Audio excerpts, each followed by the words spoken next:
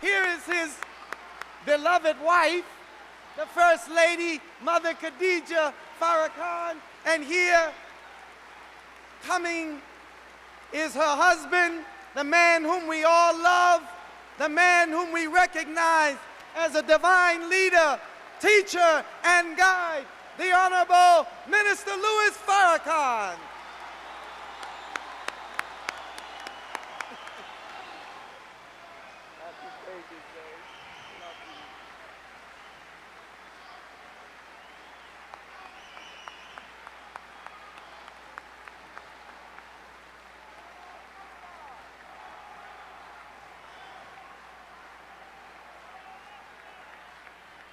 Allahu Akbar! Allahu Akbar!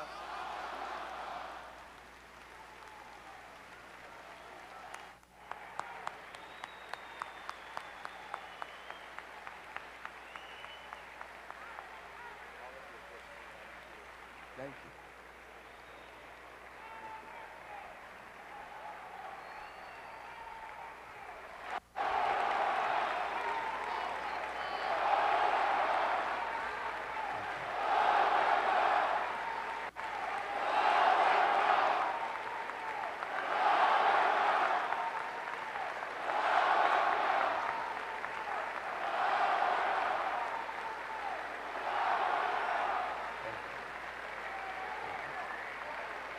Thank you.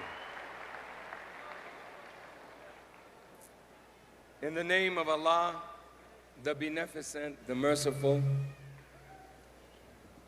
we give him praise and thanks for his mercy and his goodness to the human family. The greatest of God's mercies is that whenever human beings get off of his straight path, he raises from among the people someone to whom he reveals some of his secrets, his wisdom, in what is called divine revelation, that those who hear and those who carry into practice what the prophets and messengers of God teach may be guided to the right path, to the path of God's divine favor. This is why, as Muslims, we thank Allah for Moses or Musa and the Torah. We thank him for Isa or Jesus or Yeshua and the Gospel or Injil. We thank him for Muhammad ibn Abdullah and the revelation of the Holy Quran. I am a student of the Most Honorable Elijah Muhammad, and I could never, ever, ever thank Allah enough for his coming.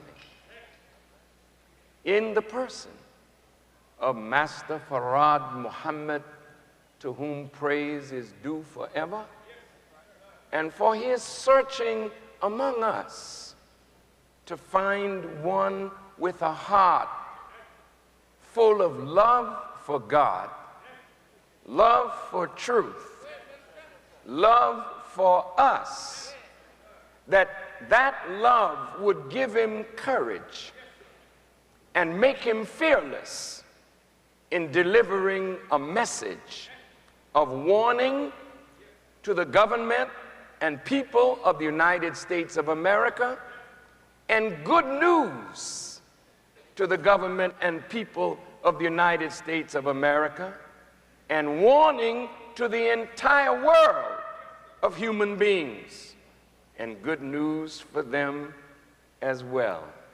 I thank Allah for having met and been taught by the Most Honorable Elijah Muhammad. I greet all of you with the greeting words of peace. Assalamu alaikum. First, I want to thank all of you who came to this venue and to the over 113 venues in the United States watching this by satellite, and those who are watching in the Caribbean and Central and South America, those who are watching by satellite in the United Kingdom, in France, in North Africa and West Africa and South Africa, in the Middle East. I thank you all for the honor and the privilege of allowing me into your homes, wherever you may be watching this, and allowing me to share with you what I believe will be helpful to you. I thank Allah for these wonderful brothers and sisters who grace this rostrum. I am honored beyond words by your presence. To my wife, my extended family, to all of the believers, and your hard work to make this Savior's Day probably the greatest in the history of our nation, I thank you from the depth of my heart for your hard work and your sacrifice to make this day possible. Thank you.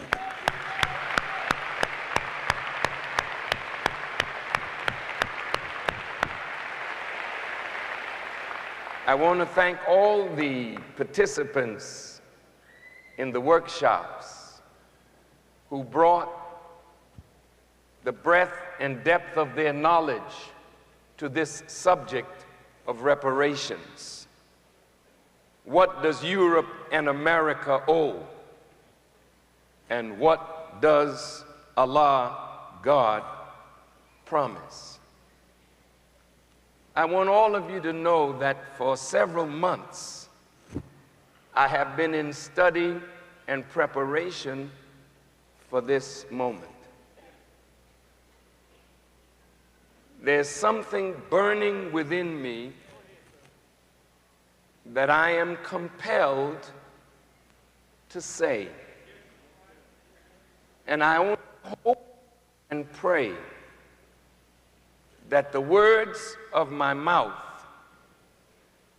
and the meditation of my heart will be acceptable in the sight of Allah, and that He will open your minds and your hearts to hear what we have to say. February the 26th is a day that has been set aside by the Honorable Elijah Muhammad to honor the birth of a man that came to us from the holy city of Mecca in Arabia, who was born on February the 26th, 1877. Master Farad Muhammad. He's 127 years of age today.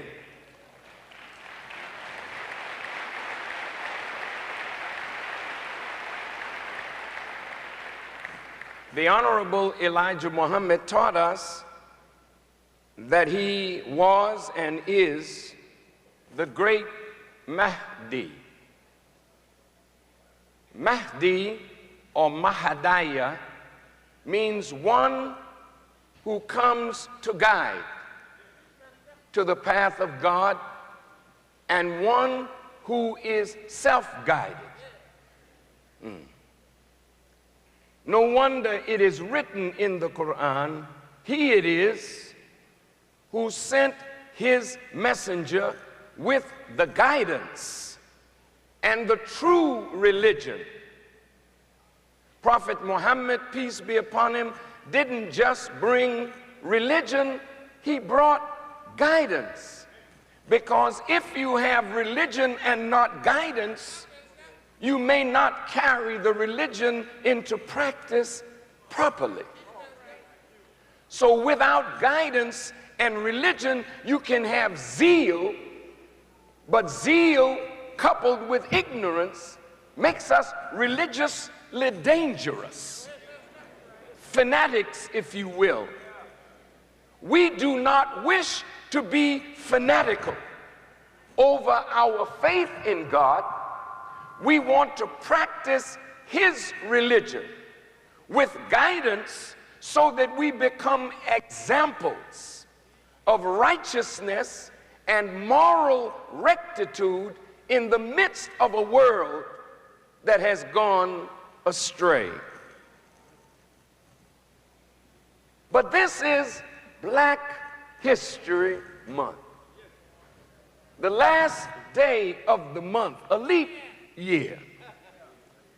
I want us to leap into the knowledge of our history and how beautiful we are as a people. Have you noticed of all the cultures, the ethnic and racial groups that live in the United States, no one else has a history week or month but us. There's no Irish History Week. There's no Italian History Week. There's no Jewish History Week.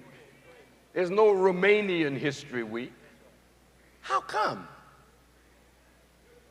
Because every one of those people know who they are. When Carter G. Woodson recognized that a people, a whole people, were robbed of the knowledge of their rich history, he knew that a people without the knowledge of their history is like a tree without roots. We're dead.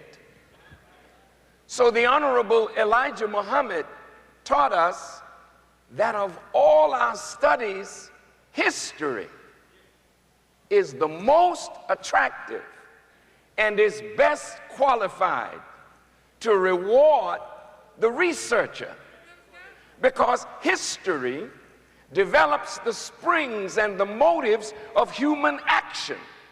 So when one knows what was, that springs him forward to produce what is and makes a future. But when one does not know what was, one cannot understand the reality of what is, and then is unqualified to prepare a future for himself or herself and our progeny. So wise men study, and women study history. There are those who are born, as the Honorable Elijah Muhammad teaches, with the gift of prophecy. They can see into the future. This is a gift from God.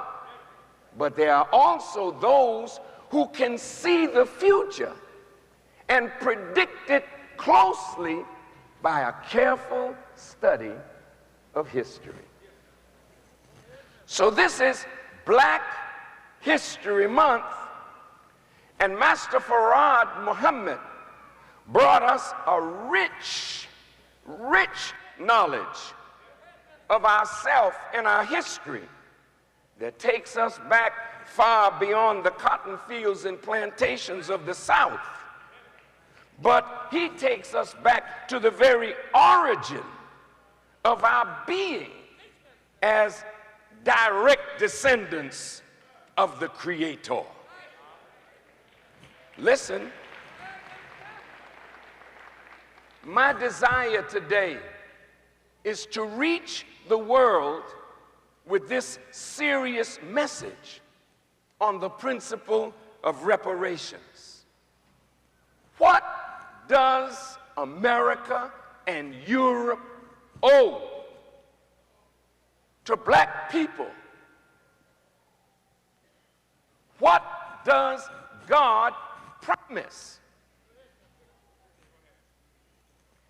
in the word reparation is the word repair. In this sense, repair today will be used not as a noun, but as a verb, which means an action taken that will repair damage done. When something is repaired, you bring it from a broken state back to its original state or condition. Then it can be said it has been repaired.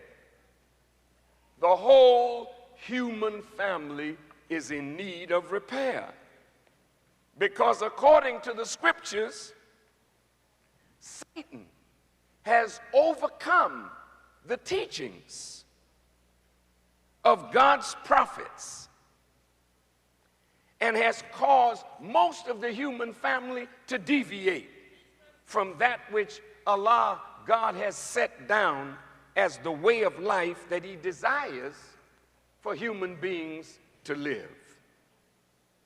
It is written in the scriptures of the Bible and Quran that this world is not God's world.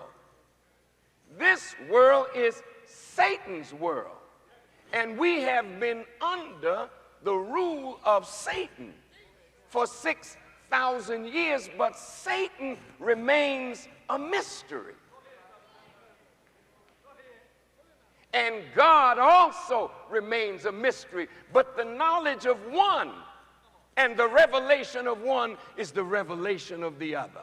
So I wondered to myself, why did Elijah Muhammad one day call me and say, brother, I don't want you to use the term devil anymore. I want you to use the term Satan, the enemy, the slave master's children. Well, being a young man and kind of not smart, you know, I didn't ask him, why? And I didn't know why, and I didn't ask him why. But now I'm beginning to see why. Because the culprits that have to be called out is a satanic group that has dominated the world of politics, the world of religion, the world of education, the world of justice, the world of economics, and the people under Satan's rule may think they belong to God. But if we judge our actions by the standard of behavior laid down by God and his prophets, Satan has been so clever, such an arch deceiver, that he has made evil fair seeming to mankind and man. And therefore we are so confused today, we don't know what is right or what is wrong, what is good or what is evil.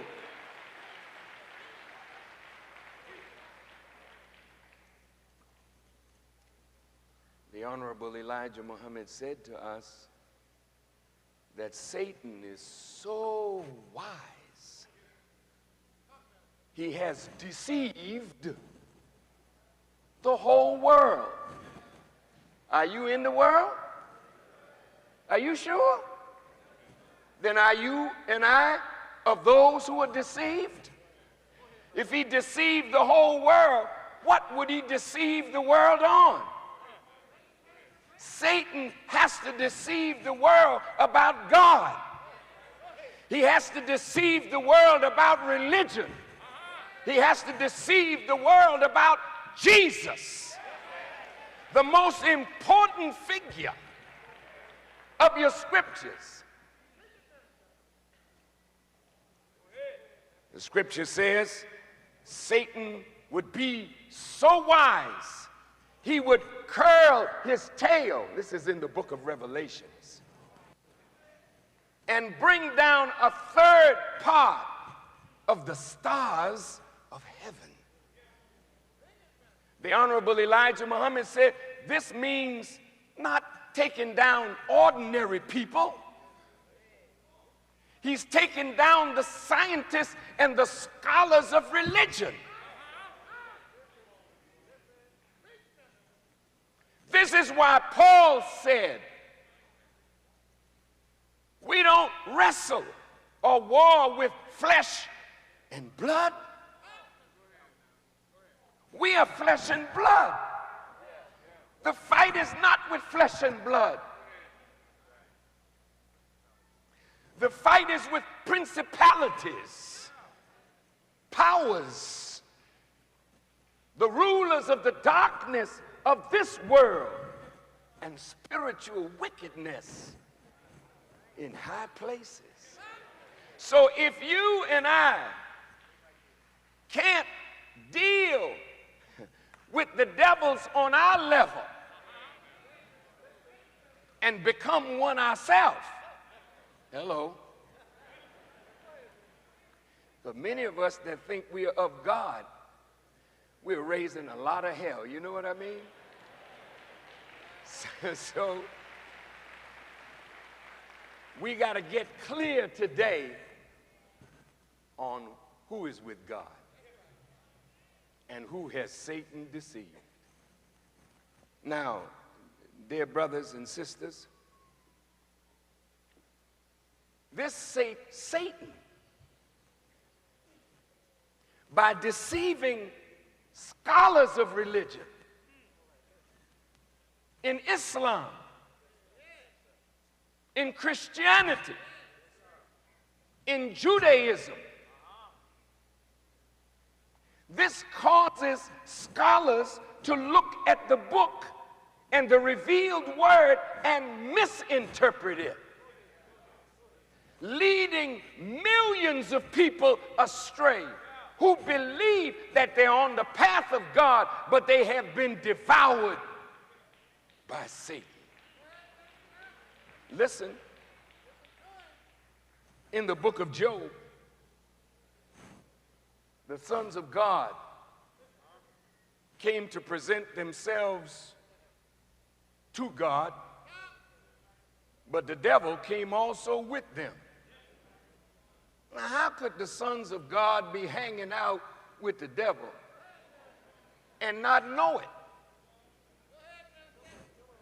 So here comes God now who knows it. He don't speak to the sons of God. He speaks directly to Satan. He said, whence cometh thou, Satan? And Satan had to answer. He said, I come from walking up and down, to and fro in the earth, seeking whom I may devour. I hear theologians say we are all the children of God. That is a lie.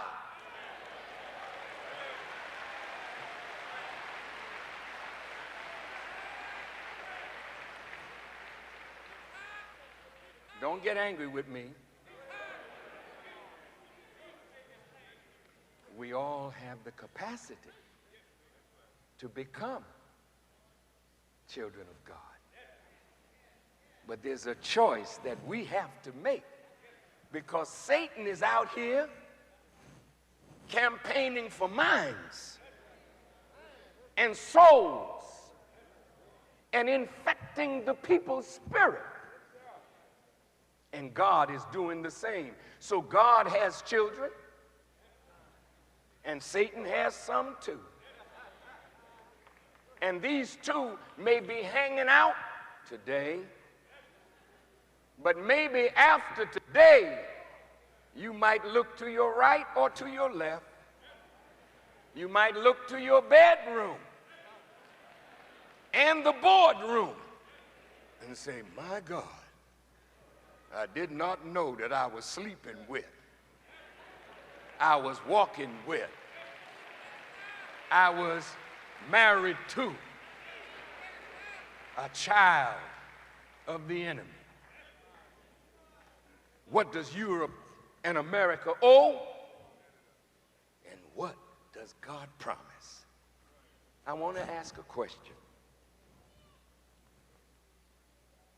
Do you think the prophets saw the transatlantic slave trade?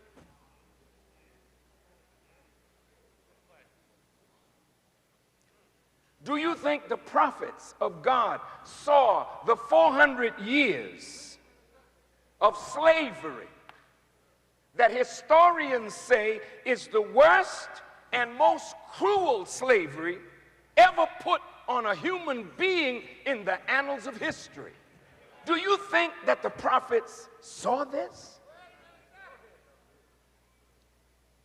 We would have to conclude that if they wrote of the end of time, they had to see the horror of the transatlantic slave trade, and they had to have written somewhere in the Holy Writ about it.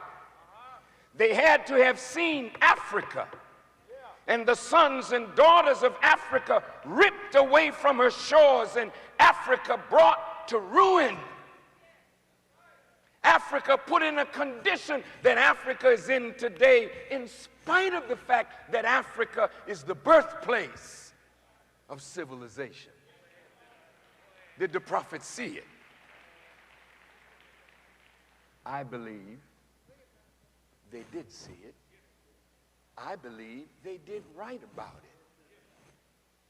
But then let's ask this question.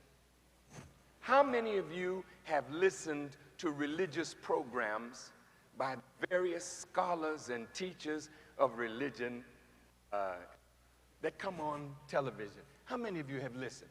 Would you raise your hands? I'm raising mine because I love to listen. Yeah. Okay. Have you ever heard any scholar of Christianity, Judaism, or Islam talk about the transatlantic slave trade and the suffering of black people in America? Talk back to me. You never heard it. Well, don't you think we should ask why? If it was that horrible, why didn't the Jewish scholars talk about it? Why didn't Christian scholars talk about it? Why didn't Muslim scholars talk about it?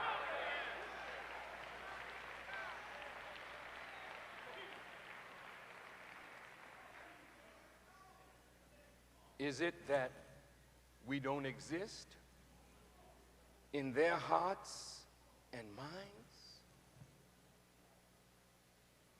Or do they think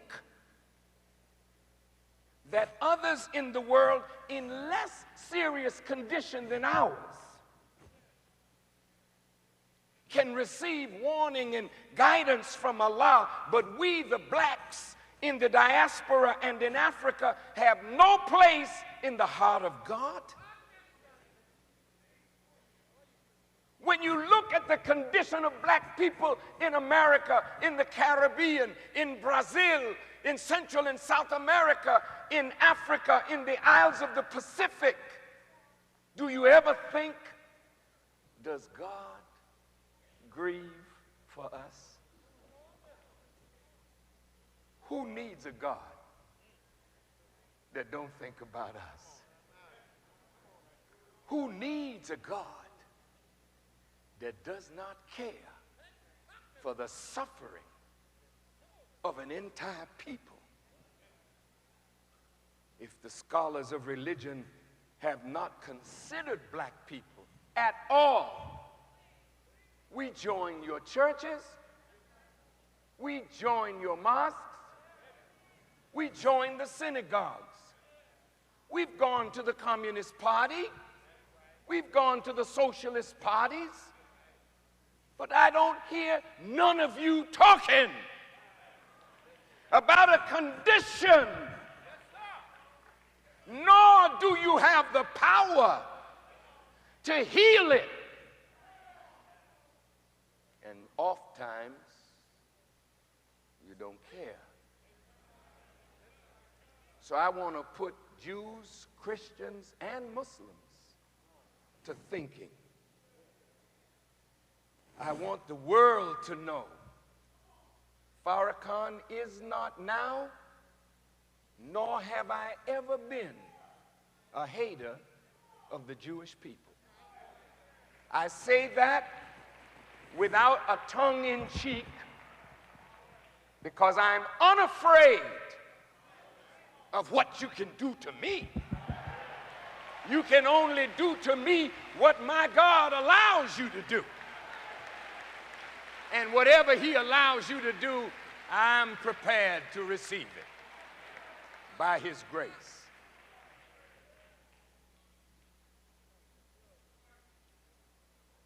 I am a Muslim,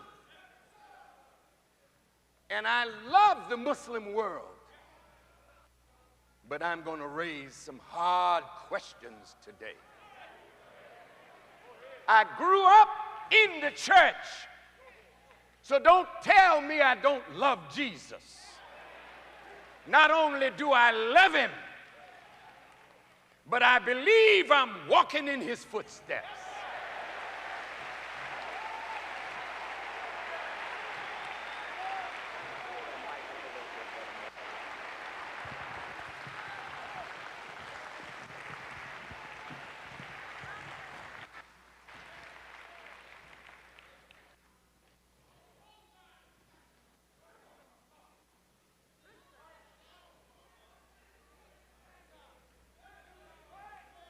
We know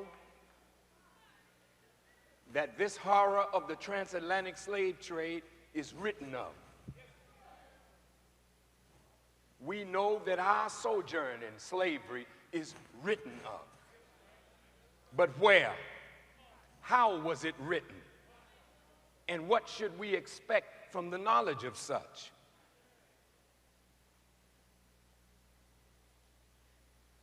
I want all who are watching, all who are listening, black or white, rich or poor, wise or foolish, government or non-government. I want to talk to all of us. And I'm not filled with hatred. I'm not filled with bitterness. Because our suffering that is undeserved, as Martin Luther King said, is redemptive. Now we're going to deal with it today, and I want you to walk with me. Because God has given all of us the power to reason. So I don't want to be emotional, I want to be very rational. And I don't want those who have honored me by sitting on the rostrum with me, not knowing what I was going to say. I'm deeply concerned because what's in my heart, I gotta say it today. If I never live another moment, I have to say it today. Now, the reason I'm taking this time to set a framework for discussion, because many people who are nationalists, who are communists or socialists, have no respect for Bible or Quran. And that's understandable because of the way it's been used. But I wanted to set this lecture on reparations. What does Europe and America owe, and what does God promise in a spiritual context? Because reparation is a political term. Justice is spiritual and political.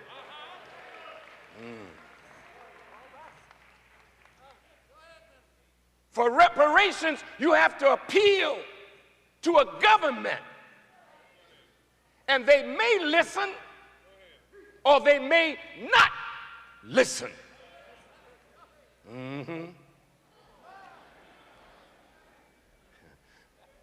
But the Honorable Elijah Muhammad taught us that when we lie down,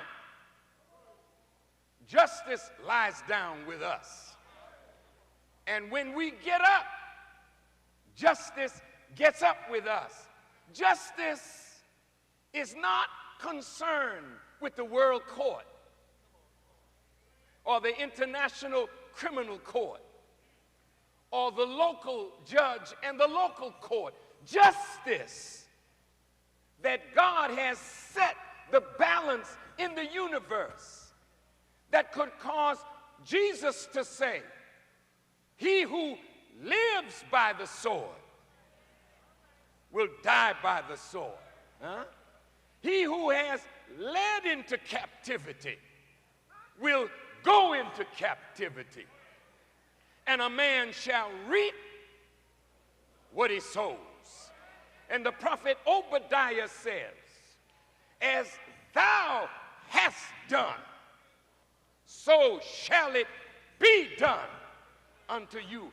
That law has nothing to do with courts. It has everything to do with the highest court, the universal court of the divine supreme being.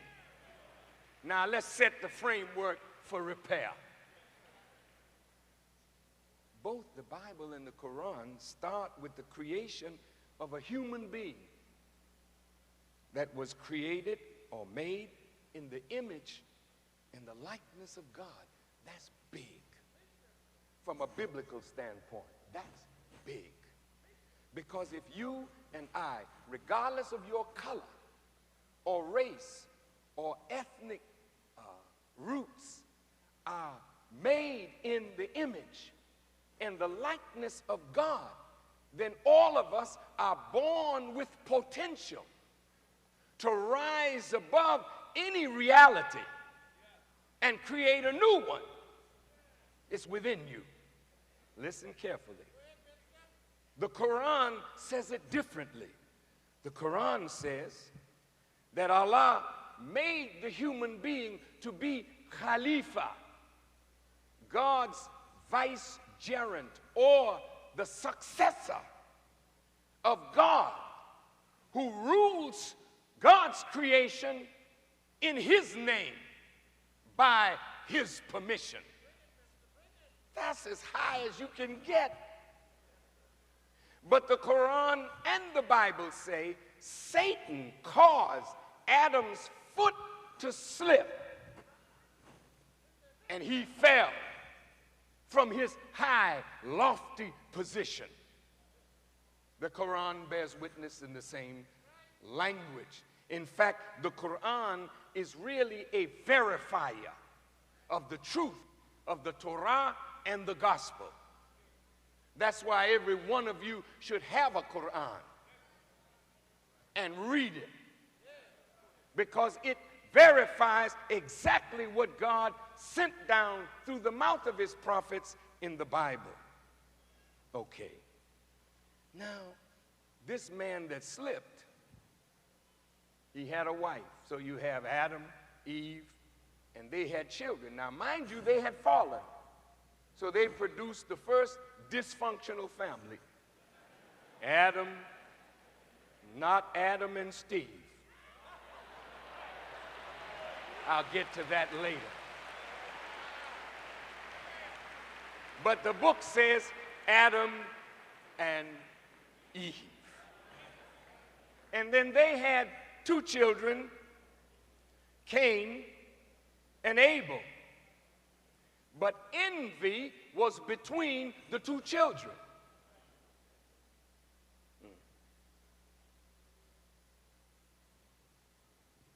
If I'm a creature created in the image of God to be God's Khalifa, my destiny is to rule God's creation in his stead. Man.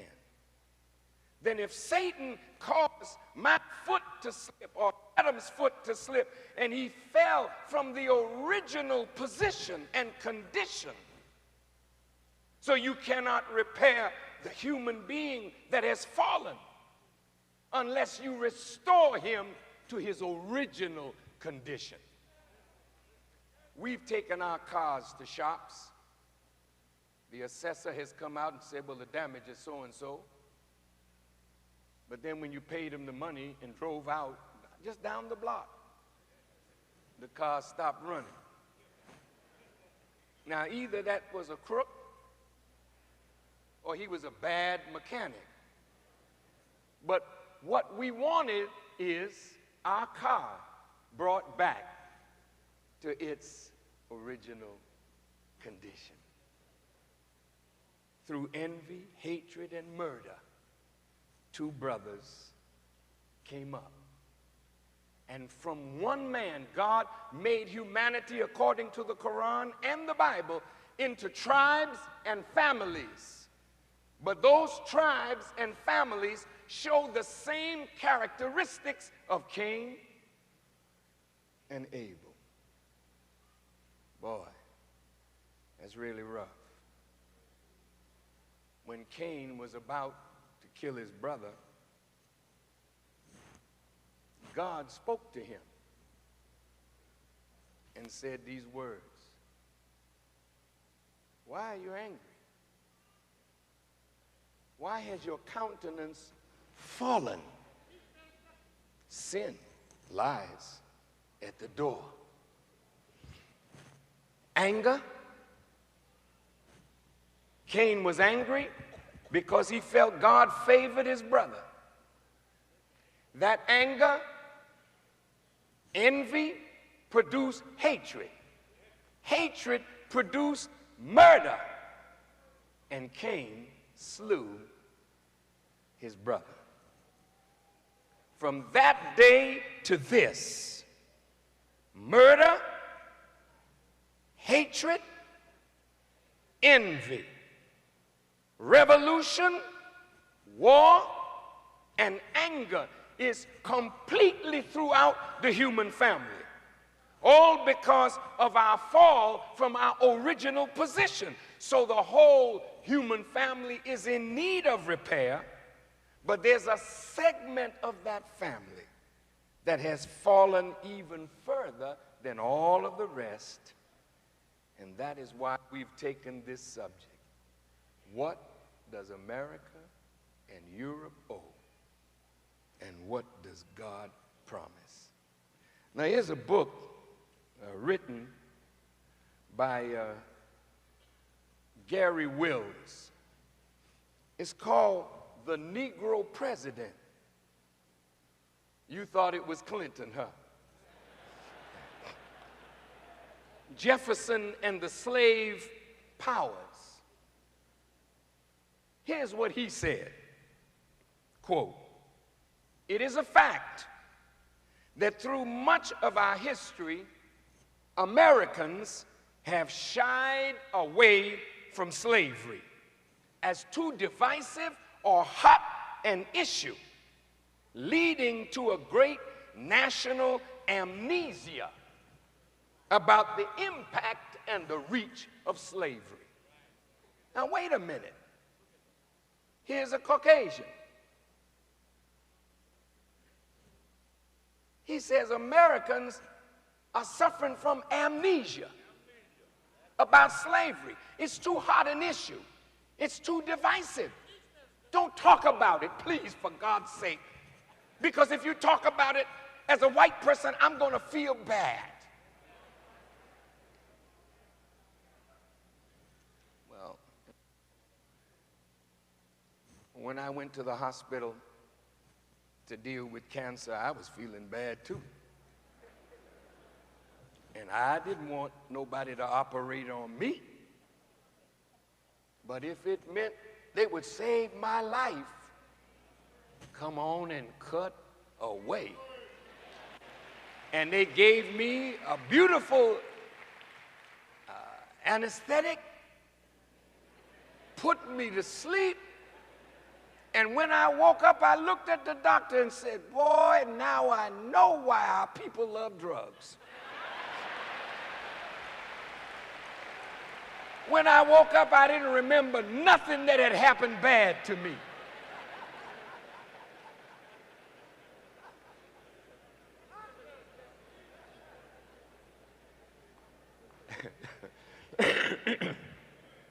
Gary Wills goes on to say,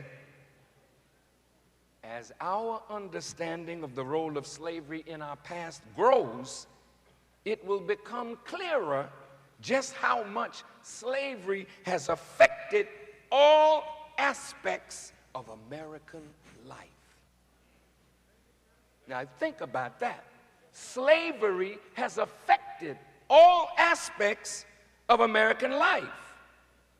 So, in my brother Randall Robinson's book called The Debt, he said that unless white people are willing to look at slavery and the impact that slavery has on black people's present mental, moral, spiritual, social, and economic condition, unless you're willing to look at that, we will never heal the racial divide in this country. Okay? Now, this is why I was begging Allah to please guide my words, because it's not my intention to make you sad over slavery or make white folk mad over slavery, but white folk do not know what happened to us. And they don't know why they're in the privileged position that they are in today based on what happened to us.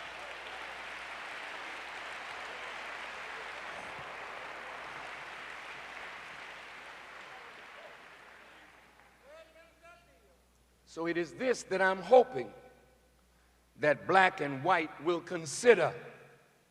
For if America is unwilling to look at the horror of the transatlantic slave trade and what happened to us as a people, there will never be a chance for good relations between black and white. Now, the type of relation that you have right now, that's not a good relation.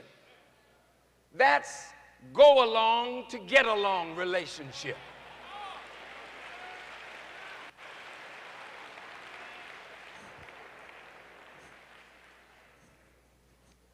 Now, I don't want to get along if I just got to go along with the mess that's being handed to me and our people in American life. I don't want to do that.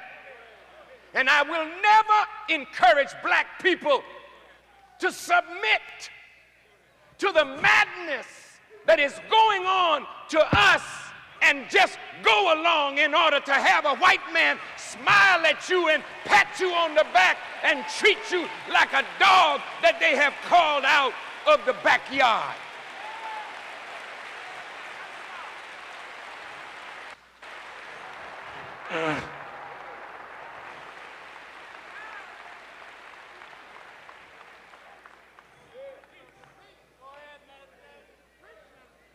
I don't mind a smile.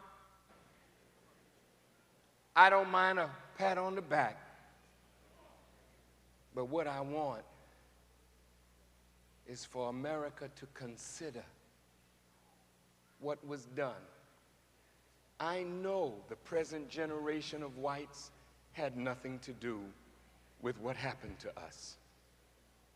And therefore, their argument is, we didn't do it. We didn't do that. I don't know what y'all crying about. I ain't never lynched no Negro, colored person, African American. I have never lynched none of you people. So why don't y'all stop whining? And if you don't like America, then leave it. Go on back to Africa where you belong. Well, I got news for all of you today.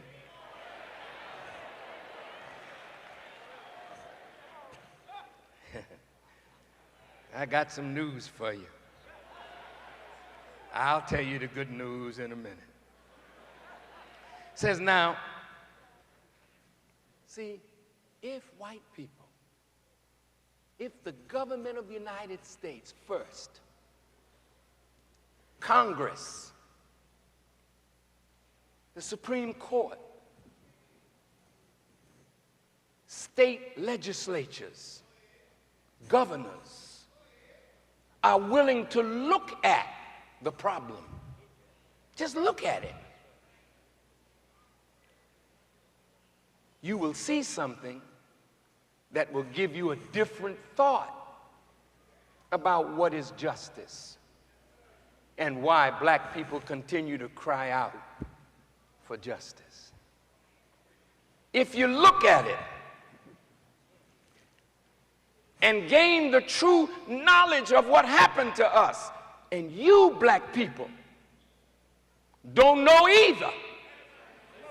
That's why you can walk around willy-nilly, laughing and joking and playing and dancing and popping your finger and shaking your backside because you don't know what happened to you. And anybody that tries to teach you, they call them a hate teacher.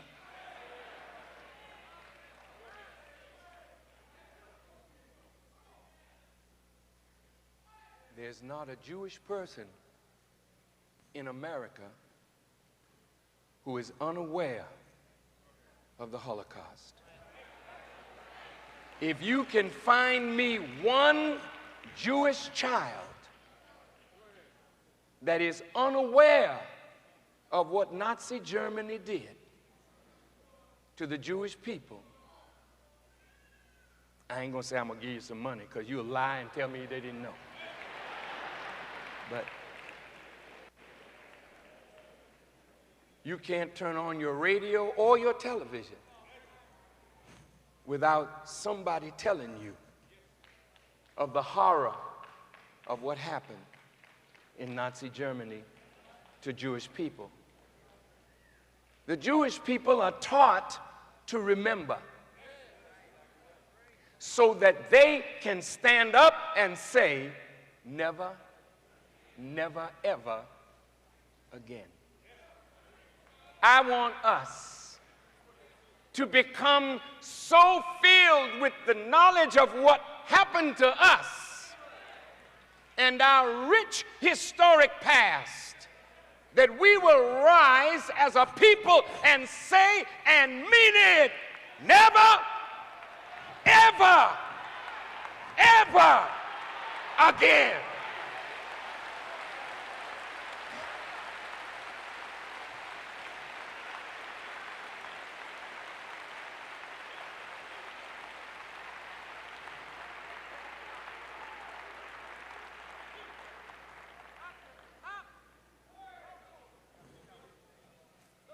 As a student and representative of the Honorable Elijah Muhammad, whom we believe Allah God has raised as a warner and a bearer of good news, not only to us, but to the government and people of the United States and to the people of the world.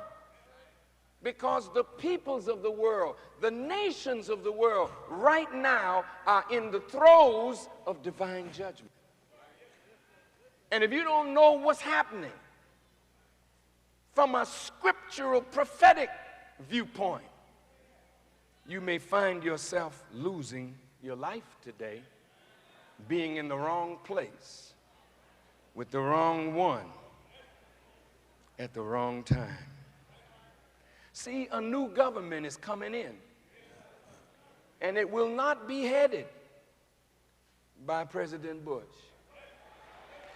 or Tony Blair or Gerhard Schroeder or the Italian Prime Minister, Berlusconi, thank you, and the Japanese Prime Minister or the Chinese President. No. Everybody, they had their day. See? You believe in Jesus?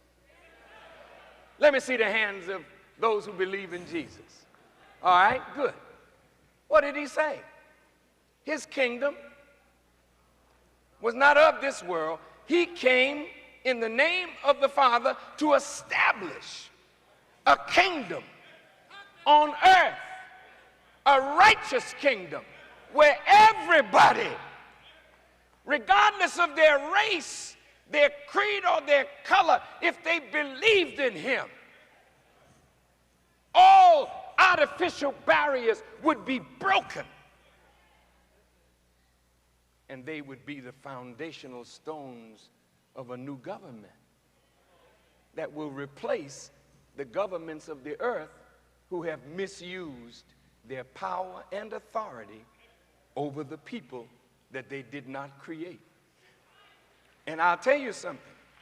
As this lecture proceeds, I'm not going to keep you that long, but as this lecture proceeds, I hope to show you how every leader that has risen in America, in Africa, in Asia, in Central and South America, that is for the people,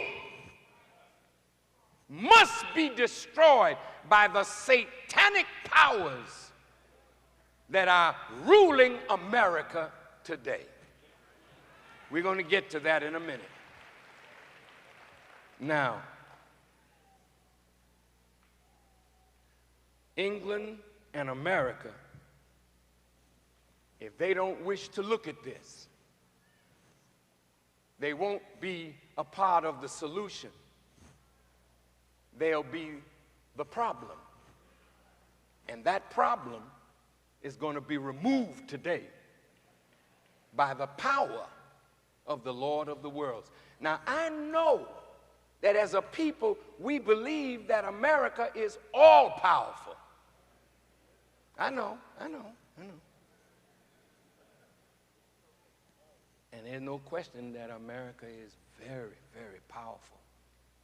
But so was Pharaoh. So was Nero. So was the Khosrows of Persia. Everybody that thought they had that kind of power, time and the motion of people toward freedom set them down. So if I were President Bush, I wouldn't worry about weapons of mass destruction that you can take away from Libya or Iran or North Korea. Can you imagine that? America, the only nation on earth that used it, got enough weapons of mass destruction that she can destroy humanity 30 times over. And who's next? England, who has been the #1 terrorizer of the darker people of the earth. She got weapons of mass destruction. France, another colonizing power, brutally suppressing people of Africa, Southeast Asia, the Caribbean. But they have weapons of mass destruction, and that's all right. But no people of color should have one to produce détente. Listen to me good, politicians, please. As long as Russia had it and America had it, there was mutual annihilation possible. Let's talk. Let's talk. If they have and you don't have, then the arrogance of their having makes them difficult to talk with at the negotiating table. Israel is an occupying power. She has weapons of mass destruction that she can destroy the whole Arab world. That's why there won't be successful peace talks. For what? You can't bring nothing to me. I got it. and my big brother in the West will back me up. So you Palestinians and Arabs, take what I give you. It's the most liberal offer, but it's not justice. It's not fair. But even if China didn't have it, but China does, or even though they don't like China, let's talk. Let's talk about things. Got rockets that can reach our shores. Let's talk. Oh, yes, let's. I'm going to give you most favored trading status. I hate your guts, but you got something that I'm scared of. Let's talk about it. When you're dealing with a bully and a coward, if you don't have juice, he walk all over you. So China got it. But China had problems on her eastern border with India, so India now has it. India and Pakistan don't get along, so now Pakistan has it. Libya had it, but decided, well, I see a bullet coming. You know the Matrix?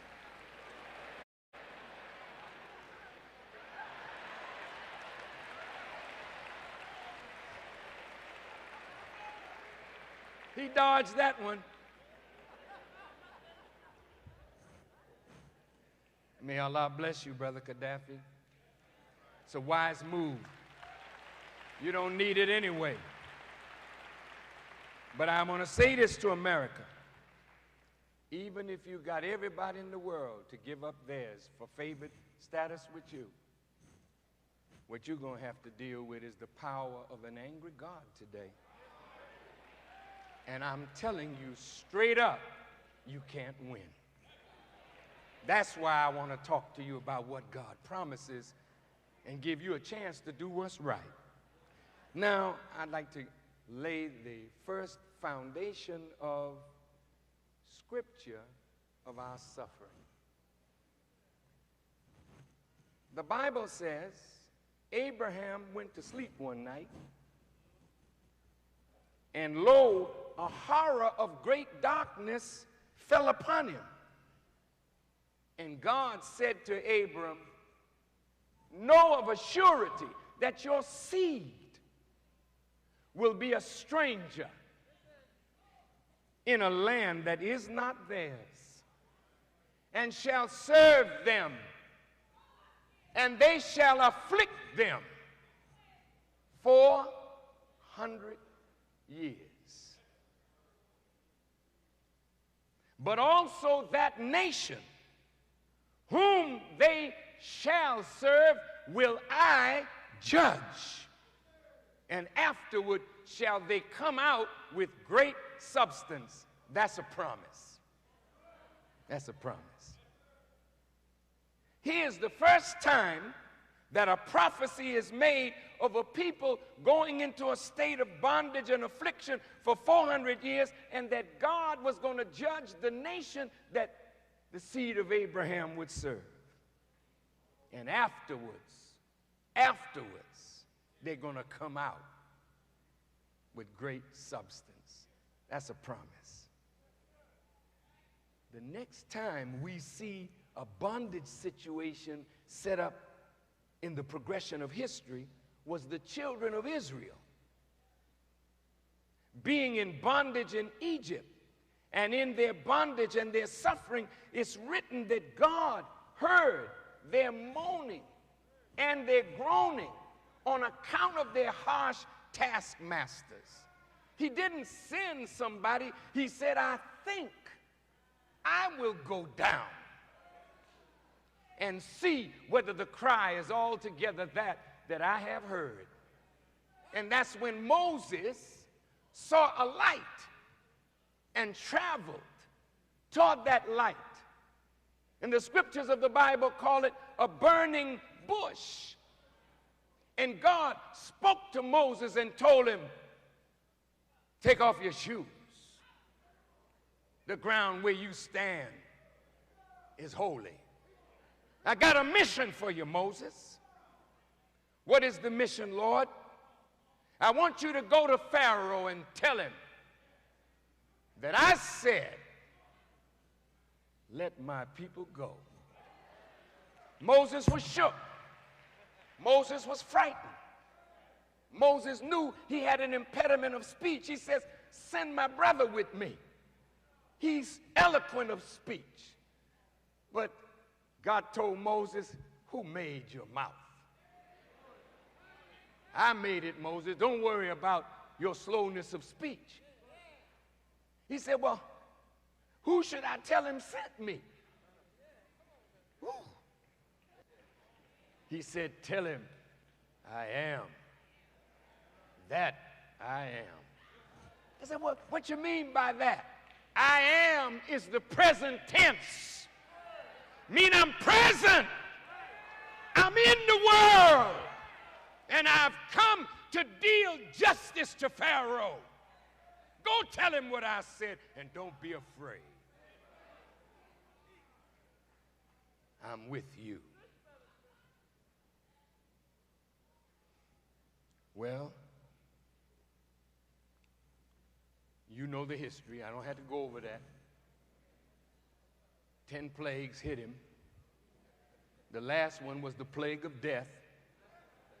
Then he said, Lord, get him out of here. Get him out. And then after he said, get him out, he said, hell no.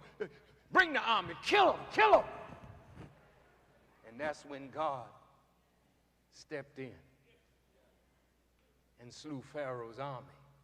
The Quran says he saved Pharaoh's body, even though he drowned. Because at the last minute, Pharaoh going down in the water, glug, glug, glug, glug, glug, glug, glug. He said, I bear witness that there is no God but the God of Moses and Aaron. And because he bore witness, God saved his body. It's over in the museum in Cairo. What did he save his body for? So that a man like President Bush can go and look at a Pharaoh that was powerful but is dead and powerless, so that he will know that the same God that dealt with Pharaoh is well able to deal with the power of the government of the United States of America.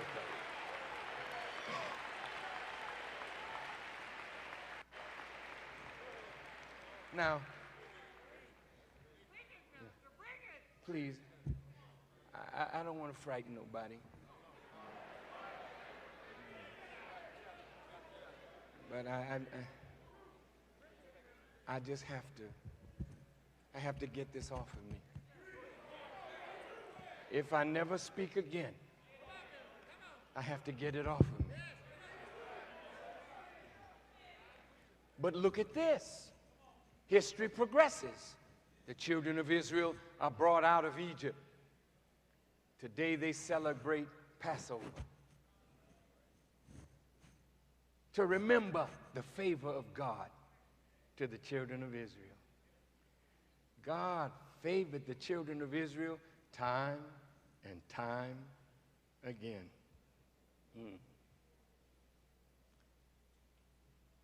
But now, if you move to the book of Deuteronomy, God is talking to Moses. Listen to his words.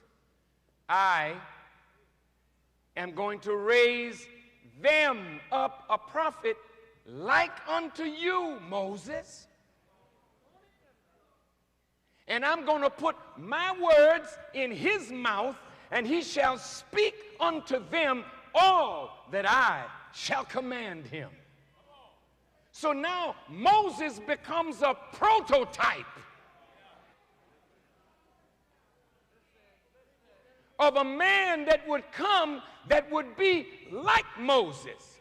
Well, you can't have a man like Moses unless you have a people like the children of Israel.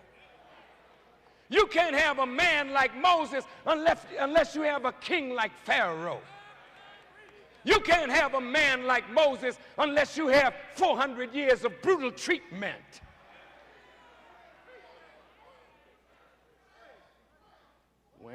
When I was studying plane geometry,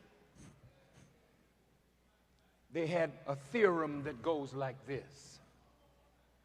If side angle side of triangle A is equal to side angle side of triangle B, then these triangles are said to be congruent. Dear Christians and Muslims, I got to talk to you. Jesus fit some of the picture. I want a reason now. I don't want you to walk away from me. The historical Jesus did not act or be a man like Moses.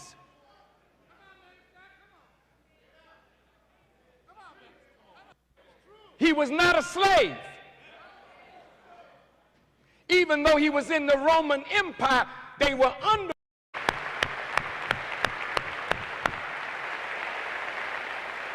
I want to thank all the participants in the workshops who brought the breadth and depth of their knowledge to this subject of reparations. What does Europe and America owe? And what does Allah, God, promise? I want all of you to know that for several months, I have been in study and preparation for this moment. There's something burning within me that I am compelled to say. And I hope and pray that the words of my mouth and the meditation of my heart will be acceptable in the sight of Allah, and that He will open your minds and your hearts to hear what we have to say. February the 26th is a day that has been set aside by the Honorable Elijah Muhammad to honor the birth of a man that came to us from the holy city of Mecca in Arabia, who was born on February the 26th, 1877. Master Farad Muhammad. He's 127 years of age today.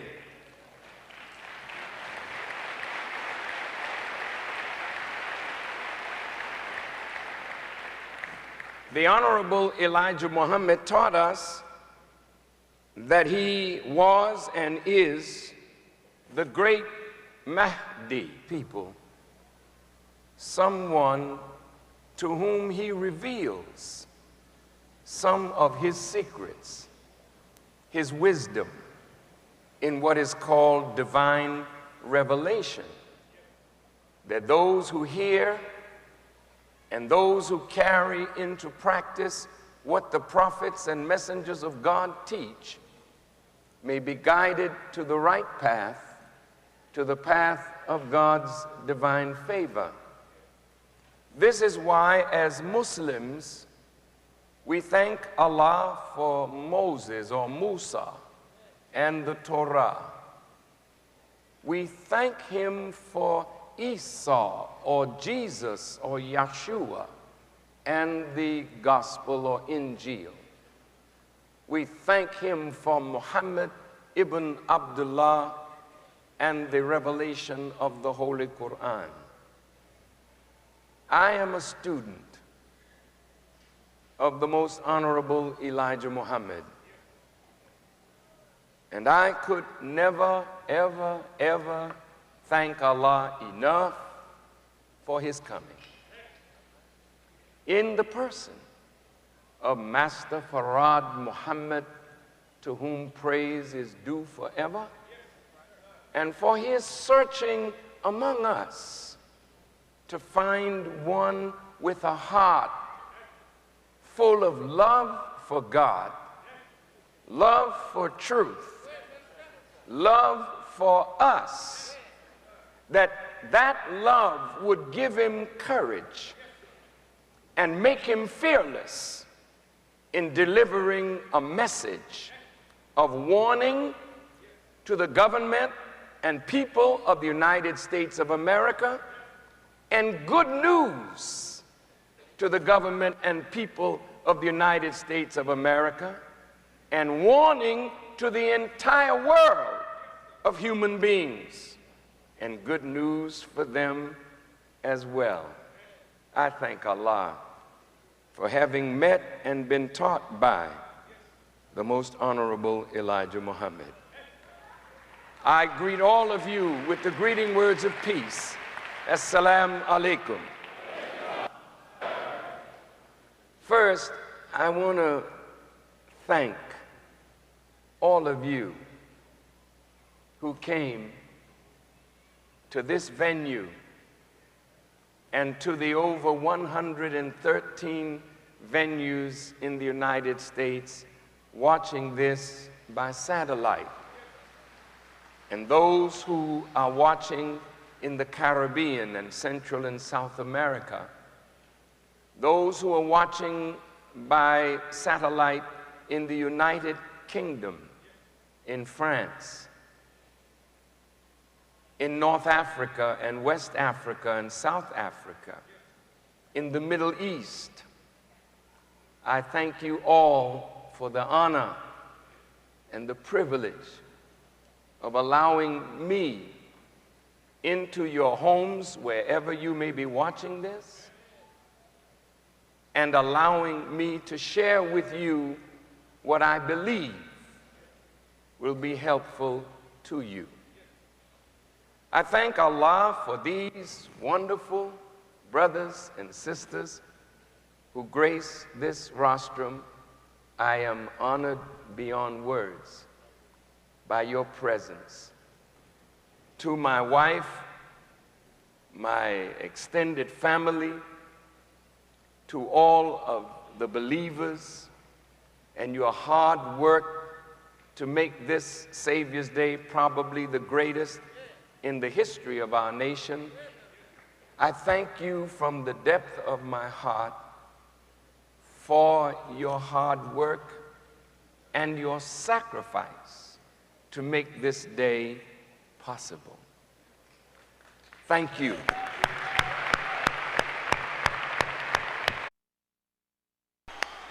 Well, here is his beloved wife, the First Lady, Mother Khadija Farrakhan, and here coming is her husband, the man whom we all love, the man whom we recognize as a divine leader, teacher, and guide, the Honorable Minister Louis Farrakhan.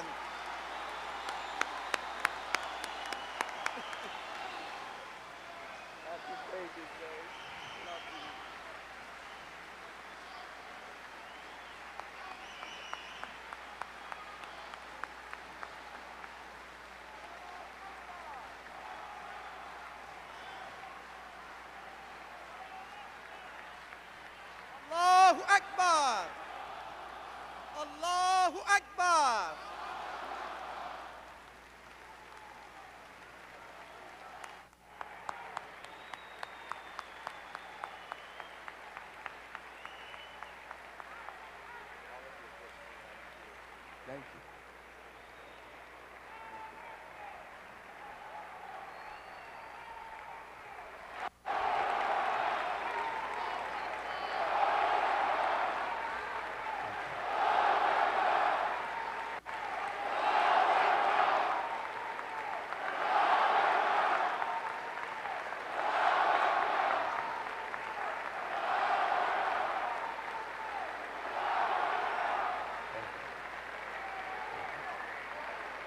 Thank you. In the name of Allah, the Beneficent, the Merciful, we give him praise and thanks for his mercy and his goodness to the human family. The greatest of God's mercies is that whenever human beings get off of his straight path, he raises from among the people. Mahdi or Mahadaya means one who comes to guide to the path of God, and one who is self-guided. No wonder it is written in the Quran, he it is who sent his messenger with the guidance and the true religion. Prophet Muhammad, peace be upon him, didn't just bring religion, he brought guidance. Because if you have religion and not guidance, you may not carry the religion into practice properly. So without guidance and religion, you can have zeal, but zeal coupled with ignorance makes us religiously dangerous. Fanatics, if you will. We do not wish to be fanatical over our faith in God. We want to practice his religion with guidance so that we become examples of righteousness and moral rectitude in the midst of a world that has gone astray. But this is Black History Month. The last day of the month, a leap year. I want us to leap into the knowledge of our history and how beautiful we are as a people. Have you noticed of all the cultures, the ethnic and racial groups that live in the United States,